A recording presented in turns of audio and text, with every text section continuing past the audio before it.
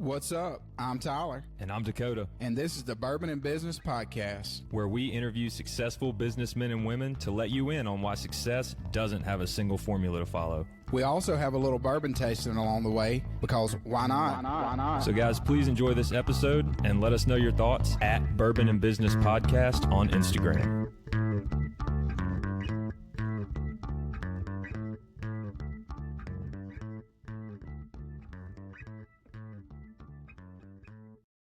Coming to you from the Bourbon and Business Studio here at the AC Marriott Hotel, I'm Adam. And I'm Dakota. And this is the Bourbon and Business Podcast. How you doing over there, Dakota? And I'm Batman. Really? Not even. Well, that's what everybody calls me. I haven't heard that yet. Yeah. Just the important people. Oh, excuse me. We are at the AC Hotel in Ridgeville, Mississippi. It's a premier hotel here, and they have event spaces. They've got events. They've got lunch, breakfast, dinner. They've got a mahjong group. I'm sure they got other kind of groups that meet here. If you are looking to put your family up somewhere nice that they're coming into town, maybe some friends, if you got a wedding, you want guests here, this is the space to be. It is. And where is Tyler? Why is Tyler not here? Tyler managed to get himself in a little accident, and he is in recovery. He just had surgery on... Surgical recovery. Yes. Let's point that out. He's in a little bit of pain, but he's making it, and he could not join us tonight, but he'll be on very soon. So I'm filling in for Tyler until he's able to join us again. So very soon we'll have Tyler back and all the things. But for now, you get me instead of Tyler. I thought we should have a puppy sitting in the seat. It'd be a whole lot better than this, for sure. Adam was against it. Yeah, that's right. It's about costing money or something. That's right. So we'll have Tyler back soon. But in the meantime, we've got a new bottle of bourbon. We do. This is Fiddler Chin Music, straight bourbon whiskey. They are an official partner of, drumroll, the Atlanta Braves. About that. It's right here in this little badge on the bottle. How about that? So available anywhere and everywhere in the stadium. I guess so. There we go. Find out. I cannot say. Yep. But it is a, I think I have the proof on here. Oh man, I hate it when they do this script writing. Okay, it's 100 proof. Thank goodness. Oh, nice. I can read that. But man, they do like this. It's supposed to look like handwriting, but it's obviously not. And I'm like, I can't read that. I'm getting old, I don't have my glasses on. Adam, what's your off the cuff opinion? Yeah, it hits first sip immediately. Just like the Braves. Yeah. First sip back. Yeah, just like it. That's good. It's strong. You feel it first sip, but it's good. I like this one too. I know I liked on the last episode. I like this one. I think he just likes bourbon, John. I do like bourbon. I mean, I do own a podcast that's half bourbon, half business. These are things. I like this one. I'm going to give it another high rating. Another 8.7, 8.8. Okay. This is good. Yeah. You did good, sir. 8.75. You did good. You went to Cheers, right? And got this bottle? I did. Cheers Vineyard in Gluckstadt, Mississippi. They will hook you up if you want to try a bottle yourself, or if you just love the Braves and you want to support. Right here. That's right. Fiddler, Chin Music. That's right. Because fiddle, and it's under the chin. That's right. Never mind. Anyway, you tried. We have a special guest today, John Horlock, COO, co-owner, and founder of Mississippi Physical Therapy. John, welcome. Hey, thank you. We've already had Brooks on, so we figured we might as well have you on too. That's right. We'll see who's better. It's this guy. We'll let you know who has more views. So if you want your boy John to win, you need to watch some more. Give us a better rate. There you go. Some clicks. There you go. But thank you for coming on today. We really appreciate it. And we always like to take this part of the podcast to tell us your story, tell us where you're from, and how you got into the point of co-founding Mississippi Physical Therapy. Okay. Yeah. So I'm from Madison. I grew up here. Went to St. Joseph High School over here in Madison. St. Joe, I know. Went to Ole Miss after that. And man, I lost you there. Yeah. Sorry. You didn't. I had a 50-50 chance there. But yeah, I went to Ole Miss and, became interested in going into healthcare while I was up there. And physical therapy just kind of found me. Of course, I was an athlete at one time, and I'd done some physical therapy. So I was pretty familiar with what outpatient orthopedic physical therapy looked like. And, I went to physical therapy school at UMC here in Jackson, graduated from there in 2015, which is where I met Brooks, my business partner. He was working over at Mississippi Sports Medicine at the time, and I was He's a super guy. Yeah. Brooks is awesome. He's a killer. We were introduced there at Mississippi Sports Medicine. He was actually my CI, which is my clinical instructor for my last clinical rotation. And we both had a lot of interest in treating spine injuries, which is not always a common thing with physical therapists. A lot of PTs will back away from spine injuries. They can be pretty complicated. They don't always get better right away, so they can be a little frustrating. But we kind of bonded over it. We liked the challenge. We enjoyed treating that type of patient. And he was at sports medicine treating almost exclusively neck and back injuries. And so after 8 weeks with him, he said, well, this kid's pretty good. He knows what he's doing. And he actually helped me get a job at Mississippi Sports Medicine so that we could kind of take on the spines together. And, The Spine Bros. Yeah, the Spine Bro. We called ourselves the Back Brothers, The Backstreet Brothers, so we actually did have a few nicknames for ourselves. Obviously, not highly of ourselves. But yeah, we had always talked about kind of going out on our own and doing this together. And one day, and I think Brooks might have told you the story on your podcast. He said he texted me. I was on my honeymoon. I'd been married for all of 2 days. And he shoots me a text and says, I'm doing it. You in or out kind of thing. I was like, Emily, what do you think? I kind of want to do this with Brooks, and I think it'd be a really good thing for us. And so that was back in February of 2021. And, 9 short months later, we had our first clinic open in Ridgeland. So right over here behind the hotel. What a honeymoon, right? Yeah. It was, we had. Where was it? Were you on a beach somewhere? We were. So you're like in paradise. We were. You're like, hey, you want to start a business? We were in Key Largo, Florida. God, I mean, we've been married for a day. We've been married for a day. But, she always thought that it was a good idea. I mean, she was on board right away. She's been extremely supportive throughout the whole thing. So, but yeah, we came home. If you remember back in February of 21, we had that terrible freeze. Yep. So got a new roof out of it. Yeah, it worked out really well for me as well. I had a whole week off of work after a honeymoon, so I really had a 2-week vacation. But I had a whole week to kind of put a business plan together and call the bank and get everything kind of rolling for this new venture. So it ended up God's timing kind of thing. That's awesome. So you like working on spines. What kind of physical therapy is involved in a spine injury? Yeah. Every patient's different. This is specifically for me. This probably has no informational value for our audience. I bet there's some people out there. I've always that been have a hurt curious, spine. specifically with like chiropractors and things. And like you hear the horror stories, right? And you're like, they went in for an alignment and then now he's paralyzed or she's paralyzed or whatever. And like, that's such a sad situation. I know it's not intentional, but like, how could that happen? And what is the PT process from a spinal cord injury? Not necessarily from chiropractic, but like from a car wreck or a football injury or something like that. Yeah.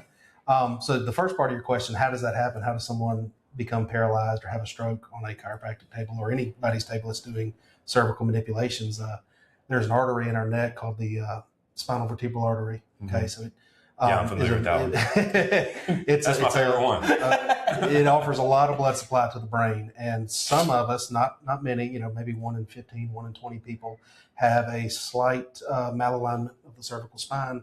And if you do a manipulation, a grade 5 manipulation is what we call it in physical therapy, you can sever that artery and the patient can have a stroke. And so it can be deadly. Yeah.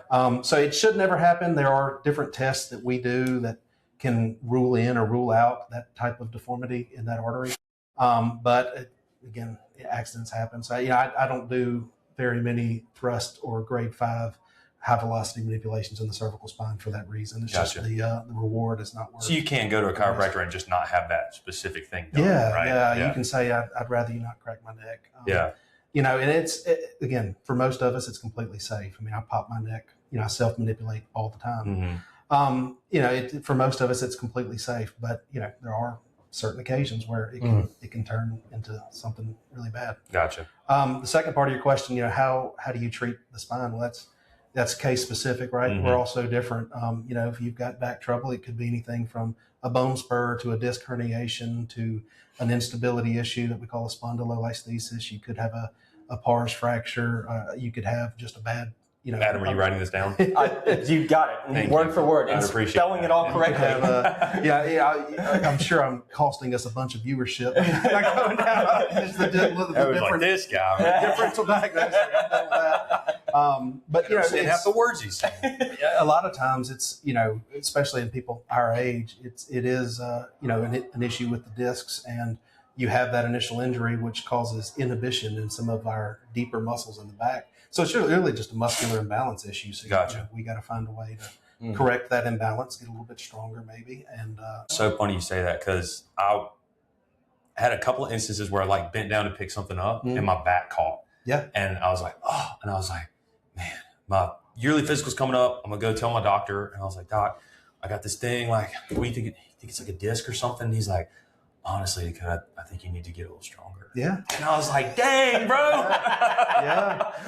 I thought pretty highly of myself. I was like 27, I think, at the time. Yeah. Like, I wasn't like an old guy or anything. And he's like, yeah, your back's just a little weak. So, and I'm like, geez. But since I've been strength training more, I haven't had that issue. Feels better. There you go. Yeah, it's in, people talk about, core strengthening is kind of the buzzword for spine care. Yeah. So what do people do? They go do sit-ups, right? They go do planks. And that's not really, I mean, that's Crunch it out, baby. But it's those low back extenders, the erector spinae, the multifidus muscle that is inhibited on so many of us. I mean, most of us work at a desk and we sit for a living, or we're in our car. The muscle just doesn't come on like it's supposed to. And so your body adapts to the situations that it's in, right? 100%. So if you're not exposing it to situations in which the back needs to be strong, then it's not going to. 100%. That's exactly it. It adapts to the demands you put it under. Awesome. And you guys do a lot. So when we're talking about physical therapy, back to the business. Yeah. Well, I mean, to that point though, we've talked about the spine, we've talked about back injuries, we've talked about other injuries that can happen, but you guys are doing a lot of things that you don't commonly think of when you think of physical therapy, like treating people who have TMJ as an example, other things that you don't think you can use physical therapy to solve that problem. And so TMJ, is that too much juice? Yeah, that's exactly what that is. It's exactly what that is. Shooting up a little bit? Yeah, yep. So with that, I know you guys are doing a lot of unique things and treating things that you wouldn't normally think physical therapy could treat.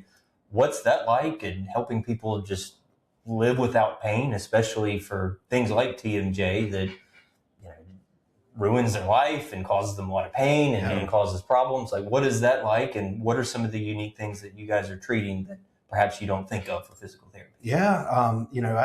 I tell all of my students, that come to me that I'm their clinical instructor. I was like, when you graduate, you have a doctorate degree. They give you a doctorate. So you better be able to treat whatever walks into that door. You can't just say, I'm the ankle guy, I just treat knees, or I'm the back guy. You got to be able to treat anything. And, physical therapy there's such just a wide spectrum of diagnoses that we see. TMJ, you mentioned, vertigo is one that, you don't commonly see, Parkinson's disease, other, neuromuscular issue, MS, ALS, that kind of stuff, where we're providing function. Most people, I think, have the misconception that we just run a bunch of athletes through there. We're getting them stronger. They've rolled their ankle and, we just got to get them back on the field. But, the vast majority of our clientele are, it's people with just kind of the miscellaneous diagnosis. And so, we try to do things a little differently. We try to be very hands-on with our patients. We try to spend a lot of one-on-one care. And honestly, that extra time that we spend with our patients allows our therapists to dive deeper into what's going on with that patient, get maybe a better diagnosis or things that you might have missed. I mean, I can't tell you how many shoulder patients I've picked up that, they've actually got some TMJ going on as well. And it's just from that. But we see we see everything that walks in the door, not just, low back pain, rotator cuff, and total knees. So that's important too, because, Miss Betty, this is your 4th time in here this year. What's going on? You know what I mean? Like, is there ways that we can prevent this from happening again, rather than just coming back and treating you again and you going back about your business? Yeah, I mean, that's my goal. No offense to Miss Betty. Yeah, well, I'm sure you're a great lady. I tell all my patients on discharge, like, next time I see you, it better be at the grocery store. Yeah. Like, I don't want to see you back in here. Like, you better keep doing the stuff I've given you. And you're going to have people that repeat and come back. I mean, we wouldn't be in business if that wasn't the case. But yeah, it's important to give your patient the tools that they can be successful on their own and self-treat without becoming dependent on me. That's super important too. And I went to a physical therapist. This was years ago, before I knew you guys. Okay. Yeah. So I would give you a shot now. But I had shoulder surgery. I had labrum surgery. The doctor got in there and he was like, honestly, dude, it was shredded. It was a miracle that thing was even like stuck in your joint at all. I dislocated it 3 times. Yeah. And he was like, I would have done surgery after the first time, but here we are the 3rd time. And then I finally went to him and rehabbed it. But all 3 times I rehabbed it. And man, it's rough. It's not fun. Like physical therapy is tough. I remember one time they were trying to get my 180 degree of rotation on my shoulder. So they were pushing my arm back and they had to get another PT over to slam my hips to the table because I kept popping off the table because there's like a fear wall there after that because you're just so scared it's going to pop out again. It feels like it. Yeah. So how do you help patients on the mental side of things as well as just the physical therapy part? Yeah. That's the second part of the word. It's therapy, right? Yeah. So, I think the most important thing, and you do this within the first 10 minutes of meeting a new patient, is you have to instill confidence in that patient. Like, I know what I'm doing. I'm a professional. I've seen this before. I know what this looks like in a week, in 6 weeks, in a year. Yeah. So I think that's number one. If you can create confidence from the patient in yourself, that's going to go a long way. Because we're hands-on, we're manual therapists. I'm not going to just lift your arm and try to stretch it right away out the gate. Right? We're going to do a lot of soft tissue work. We're going to try to prevent some of that guarding. It takes forever too. You got to warm up on the hand bike and stuff. Exactly. Yeah. You got 10 minutes on the bike and then 10 minutes with them. And then, finally I'll stretch you and we'll put you on ice. Yeah. That's what we try to avoid. I think the most important part of the evaluation, other than the initial part where you're instilling confidence, is at the end you're educating. Right. The more the patient understands about why you're doing what you're doing and what you're trying to achieve, which goal you're trying to hit, the more they will buy in, they will then relax, and it goes a lot better. Yeah, that's awesome. So, Dakota, good time for a bourbon break? For sure. I love a bourbon break. Fiddler Chin music, a little too hot for me, honestly. 100 proof, but just a little too much on the weeded part, I guess. It is weeded, which is nice. I like a weeded bourbon, but it's just like a little too much of the spice type flavor. But I did like it. So I'm going to land at 8.2. Okay. 8.2. Okay. Good deal. Back to the podcast. Good deal. And back to the podcast.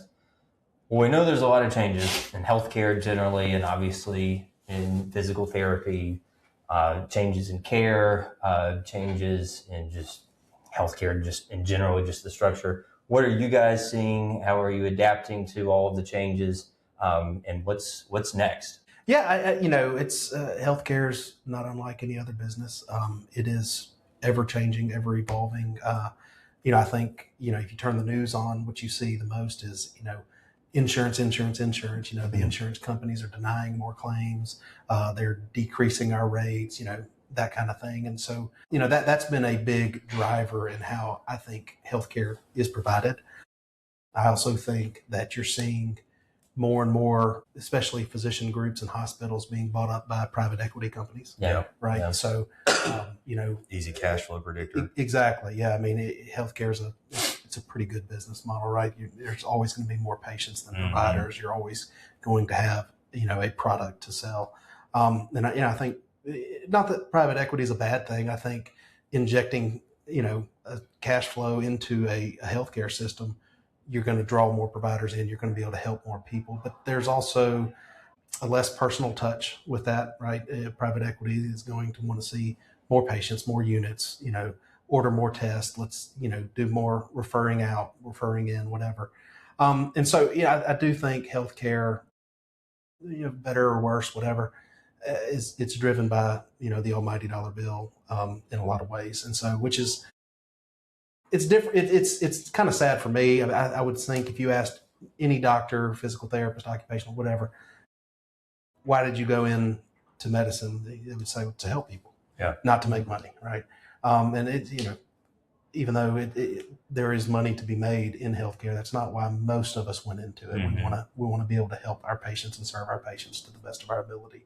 But I do think with to answer your question, where is it heading? What are the changes? I think on the physical therapy side of things, you're going to see more physical therapy groups move to more cash-based models, right? Try to get away from dealing with insurance companies. which is already a trend, right? It's already a trend. You see Yeah. it a lot in the Northeast. You see it a lot in Florida. It's in Mississippi. We actually have a fairly decent reimbursement rate from Medicare. So it's not hit us yet, but it will. I mean, it'll eventually get to a point where you either don't take certain insurances, which, our company's pretty selective on which insurances we take. We take insurances that we're fairly confident will reimburse timely. We'll reimburse what we feel like our services are worth. Right. But, once Medicare starts coming down, and they do come down a couple percentage points year to year, you'll start seeing more cash-based services. And I think you'll see more boutique-style medical facilities that are offering, more wellness and preventative care at a cash rate instead of your traditional, go to the doctor and, write me a prescription for this and come back and see me in 6 weeks. Have we come full circle from how medicine began? Because that's kind of how it began. Doctors making house calls. Hey, my bill will be here in the morning. There wasn't health insurance. And then everybody got together and was like, hey, if we kind of pooled all of our money together, I feel like we could get to where this costs us less money if we just do it out monthly, right? And then all of a sudden, now it seems like we're coming back to this like, hey, just pay me $100 cash every month and we'll be good to go instead of paying a premium every month on your health insurance. You know what I mean? And I think that trend is still 10, 20 years away, but like you can start to see the roots kind of taking effect as far as like, you know what? I can do this myself, go direct to patient and provide the care cheaper than the insurance is going to charge them. And then they can save their premium if they're not paying insurance as well. That is not advice for anybody to stop paying your health insurance premium at all. But is that a trend that you are noticing? I think you're starting to see it. You start to see doctors groups. There's a couple here locally that offer a membership for their patients. You don't have to provide me with health insurance information or anything like that. You just pay me $200 a month and we'll see you as needed. Now, your test we order, we might have to charge extra for, but that gets you in the door. We offer a cash rate for, that is significantly cheaper than what they would owe their insurance company. Then hospitals do the same thing. So I do think, you have to ask for it though. You say, what's the cash rate? Hold on one moment, please.